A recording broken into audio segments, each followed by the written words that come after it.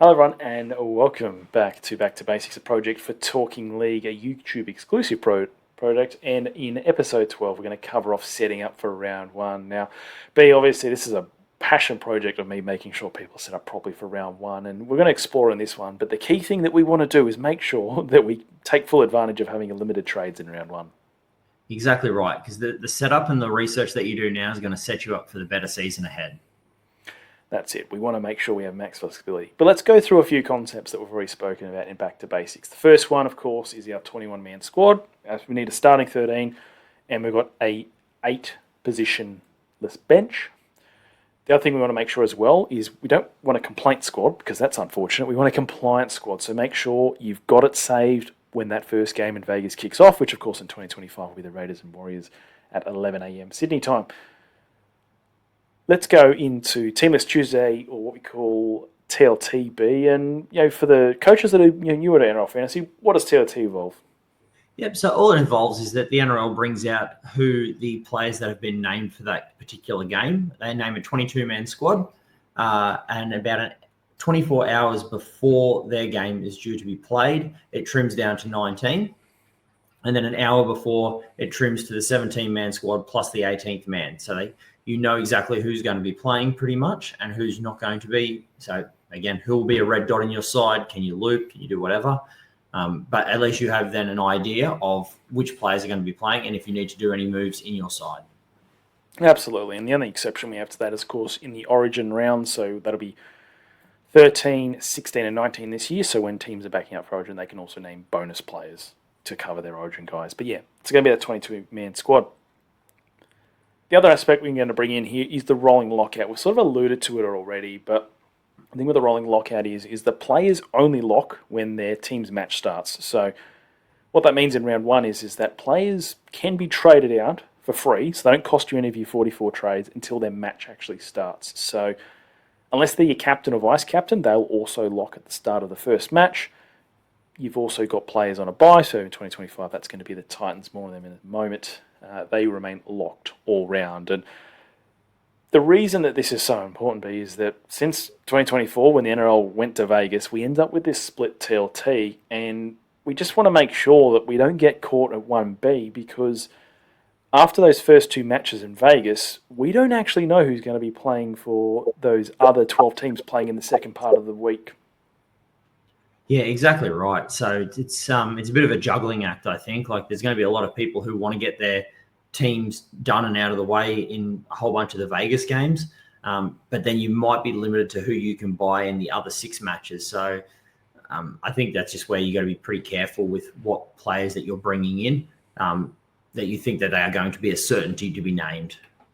Yes, and as a result of all this chaos that we have, where we don't know what's happening with these 12 teams in the second part, we want to have some flexibility. So let's actually go through some of the things that we want to make sure we're across. Now, the first one is our captain and vice captaincy strategy. We mentioned it before.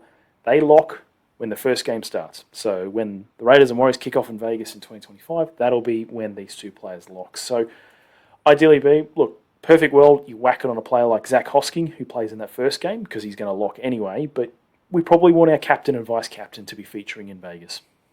Exactly right, because you think if they're on the plane over in Vegas and training with the team and you'll see photos of them and whatever, you're more than likely going to see them both play. So even if your captain and vice captain both play in the second game of Vegas, I'm still okay with that. Yeah, absolutely. I think I'll probably roll with, at this point, it's probably going to be Luke Metcalf. He's a very popular player. I'll probably just throw the VC on him, and it's probably going to be Cleary. But we've actually got a different example in here. Main thing is you want to just avoid that 1B player, because if, let's just say, you put it on Payne Haas, we know Payne Haas has just come off a ankle clean out in pre-season. If he was to have a little setback with something and miss round one, and you've got the vice captaincy on him, you can't actually trade him out.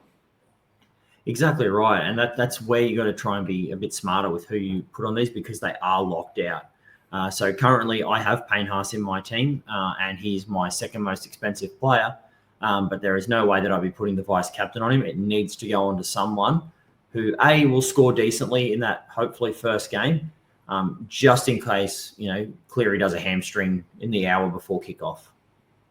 Yeah, and that's the thing. So speaking of Cleary, last year my strategy into 2024 Vegas was Panthers didn't play in Vegas. So we had Payne Haas played in Vegas. He was a guy I was going to pick in my team anyway. I put the captaincy on him that week. I didn't plan for him to be my captain for the rest of the season, but it was a matter of getting that B, C, and C out. And fortunately, in 2025, we don't have to worry about that because you've got the Panthers with Yo and Cleary in their side, and then for those that are like TK that absolutely love the Sharks and Nico Hines, you've got a guy there that's probably going to be good enough to be captain in round one.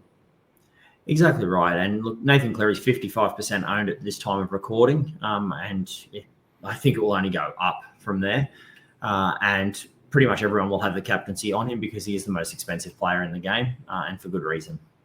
Absolutely. So we'll move into the next aspect that we want to cover off, and this is the placement of your players. Now, we've got unlimited trades, and I guess another concept as well for newer coaches, Brenton, and maybe even for some experienced coaches, is outside of your captain, in terms of your 17 scorers, so your starting 13 plus your 4 scorers, those players score the exact same regardless of whether they're in your starting 13 or they're on your bench. Exactly right. And this is where placement becomes so important, especially in this round 1B, where you can potentially make moves that you need to be in the positionless bench. So a good example is Kelma Tuolagi, who you've got on the screen there. If you've got another edge that you is playing before him, you would ideally like to have Kelma Tuolagi on your interchange in case you need to make a change because he's scrapped or put to the bench or something like that. Yes, and Tuolangi is a great example because at the time of recording, we're doing this just before the Eels are playing the Tigers in a practice game, which we know Kidione Katonga was a guy that we were very keen on.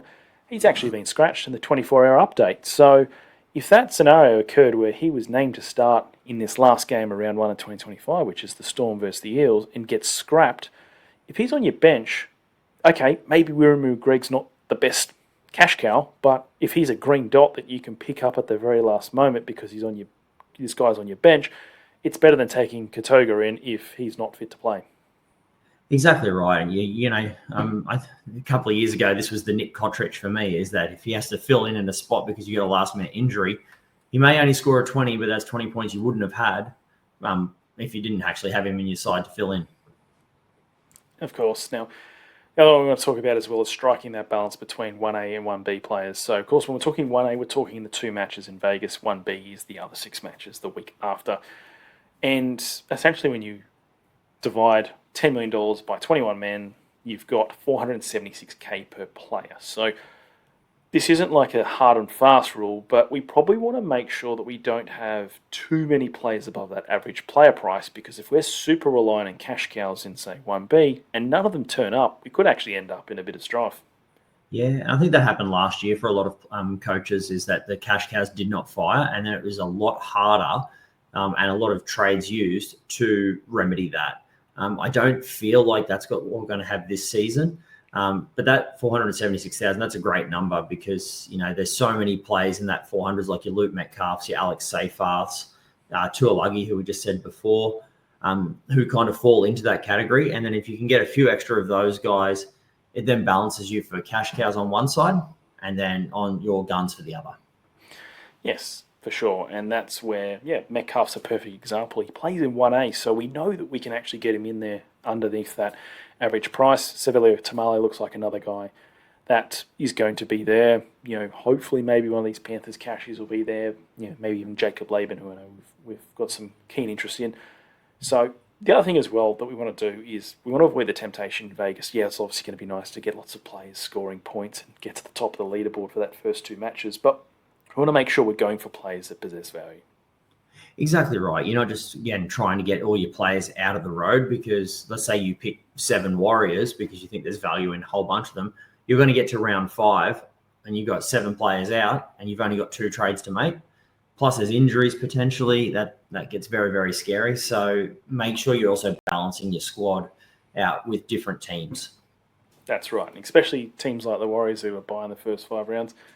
Just temper how many you have, even if you're a massive Wars fan. And if you're not already, please, by all means, get listening to Wars Weekly. It's the best thing on this Talking League podcast, but besides back to basics, of course. But last thing, Brenton, we want to have a chat about is looping. Now, we are going to go over looping in depth in 2 subsequent episodes in this series, but the thing we want to have a look at here is that In round one, it is pretty much the only round of the year where you can guarantee the amount of green dots you have. Because if a guy gets ruled out, let's just say, we were speaking about Kelma Tuolangi before, if he gets ruled out in the last game, you can actually just trade him out for free and put another green dot in. So exactly right. So round one, you can still even loop in round one. If you say your 18th man goes gangbusters and scores a 60, you can just go and buy someone from the Titans or a dual position player who you might want to do a continual loop on your outside backs to be able to get that score and have a free look. Yes, and that's something we're going to explore as we go through. And of course, the Fantasy Game Plan is our regular show throughout the season. We're actually going to touch on that not too soon after this actually comes up as to the best strategy for that. But we're going to go through looping later.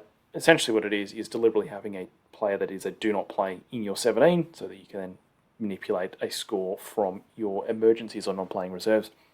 So we've got a very basic example here. This is obviously a very dated team, so don't worry too much specifically about these players. But a couple of things I can point out here. Corey Horsburgh in this team that we've got in front of us, he's got the vice captaincy on him, and that is because he plays in the first game. So we're guaranteed that we'll get a score from him.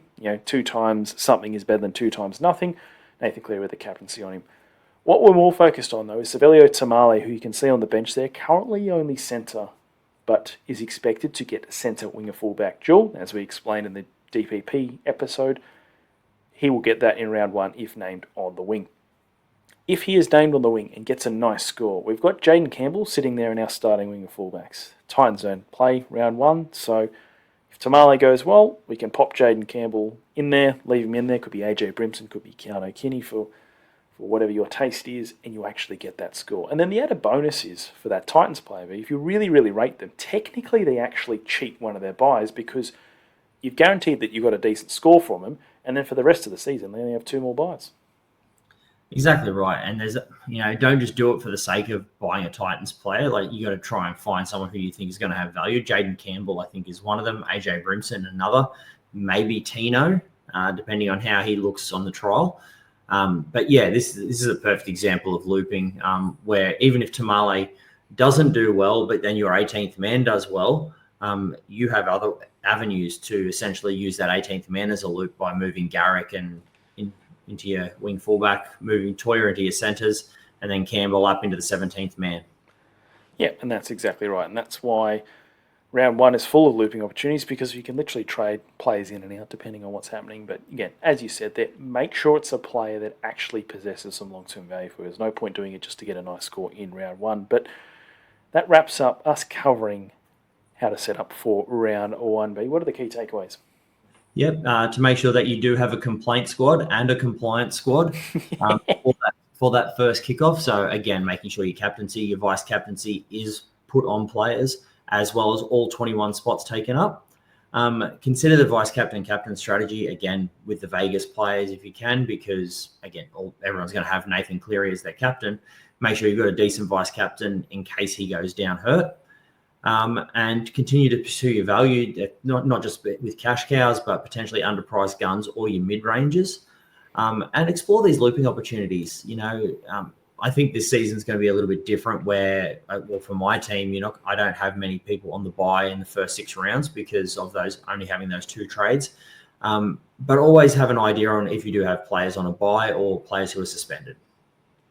Yes, that's right. Keep across that. And of course, if you want to keep across everything at Talking League, you can go to talkingleaguepod.com. If you haven't already, please like and subscribe to Talking League Shorts. And if you think this video was helpful for yourself and you think it'll be helpful for your mates, even if they're experienced coaches, give them a share of this one and just get them to go through it. It's only going to take them 10 minutes and just covers them off nicely so they can get their season started off safely. But that's going to wrap us up for episode 12 of Back to Basics. Join us for episode 13, where we're going to talk about setting up your team for round 2 and beyond.